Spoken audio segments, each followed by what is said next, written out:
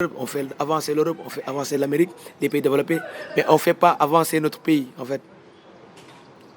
On ne fait pas avancer notre pays parce que on ne croit pas à notre pays.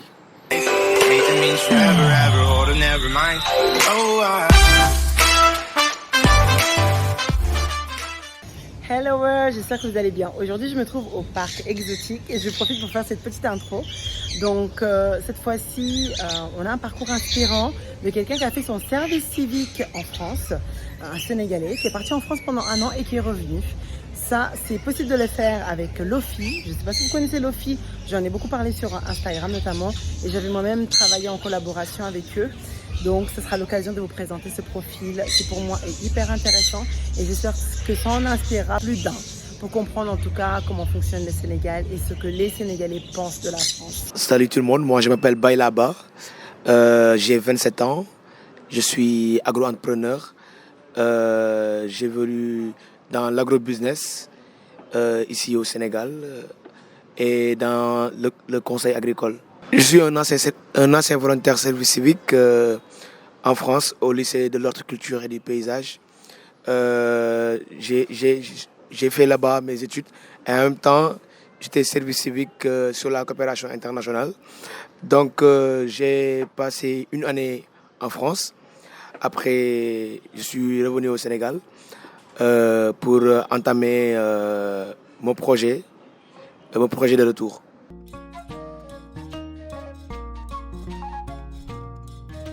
Ouais, je peux dire que j'avais des craintes. Je me disais, est-ce que ça allait marcher? Est-ce que, voilà. C'est un choix très difficile, mais je peux dire que c'est une question de mentalité. Parce que la société a un regard très, très bon, qui a un mauvais regard sur les gens qui reviennent de la France avec pas beaucoup d'argent, quoi. Parce qu'ils pensent que si tu viens de la France ou du diaspora, tu dois revenir avec beaucoup d'argent. Donc, si c'est le contraire, c'est un peu difficile vu le regard des autres. Mais après, il faut persévérer. C'est pas facile de vivre au Sénégal en revenant pour repartir à zéro, quoi.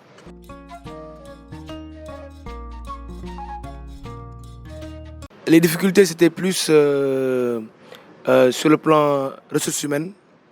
C'était de trouver les bonnes personnes avec qui travailler.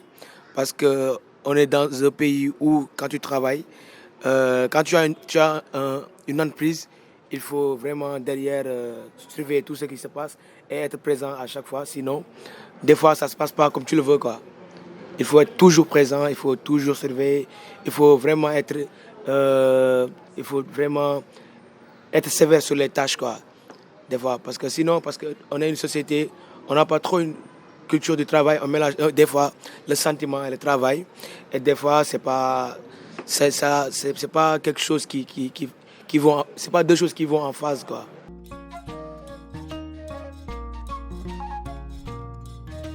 D'après ma vision des choses, c'est que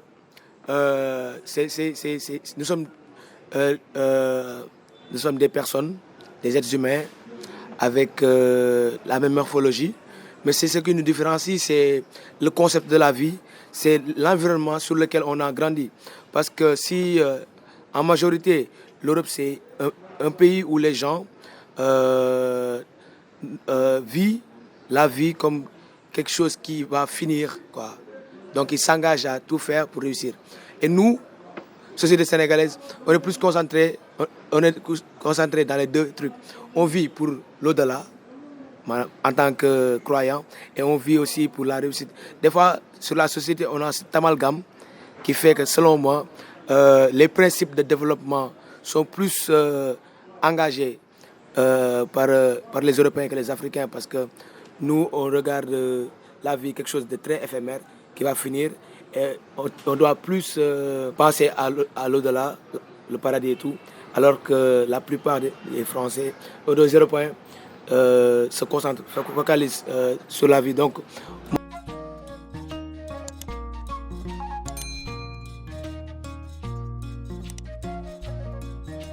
moi, ce que j'ai remarqué, c'est que les concepts de développement au Sénégal au Sénégal en particulier et en Afrique et en Europe sont différents. Parce que ici, je pense que pour faire des choses collectives, c'est très difficile.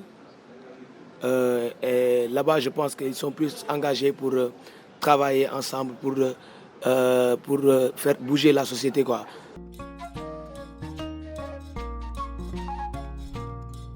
Bon, très sincèrement, les diplômes extérieurs sont très bien perçus au Sénégal. Parce que genre, ça a toujours été cette vision que les Sénégalais ont sur les études supérieures en France. Donc, si tu amènes une diplôme française ou européenne au Sénégal, donc des fois c'est plus même valorisé que les diplômes sénégalais, et c'est la réalité, quoi. En fait, moi aussi j'ai un BTS en dessin assisté par ordinateur.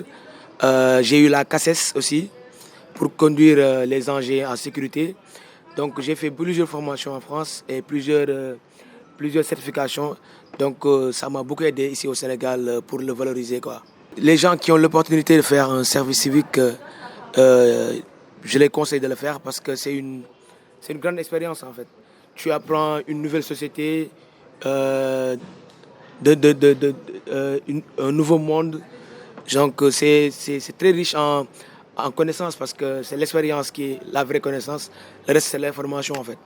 Je conseille aussi aux jeunes de revenir parce que si nous ne développons pas notre pays, personne ne va le faire à notre place en fait.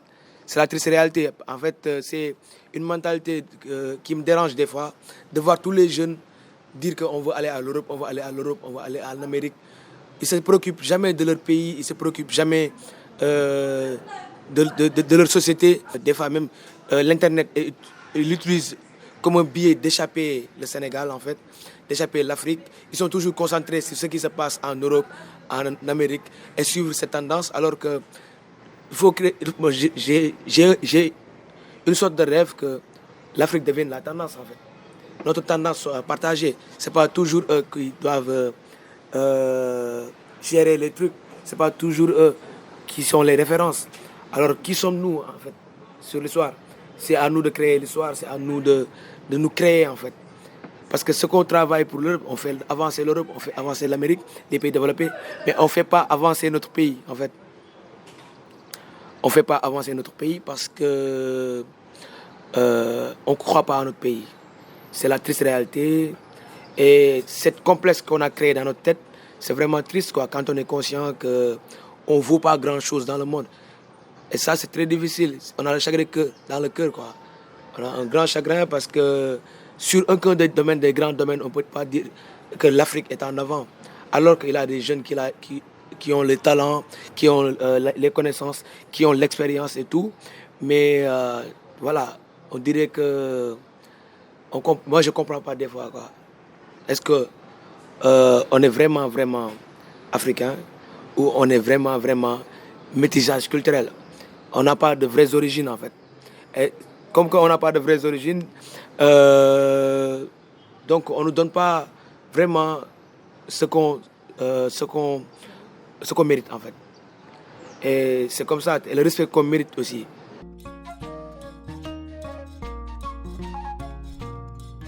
Des fois, ce qui m'a plus poussé de venir au Sénégal, parce que moi je suis quelqu'un de très fier sur ma nationalité, je suis quelqu'un de très fier en tant qu'Africain. J'aime pas les gens me prendre de haut, quoi, ou me rabaisser, donc je préfère même rester dans un pays, avoir ce calme et travailler pour leur montrer que moi aussi je peux le faire, ou nous aussi nous pouvons le faire.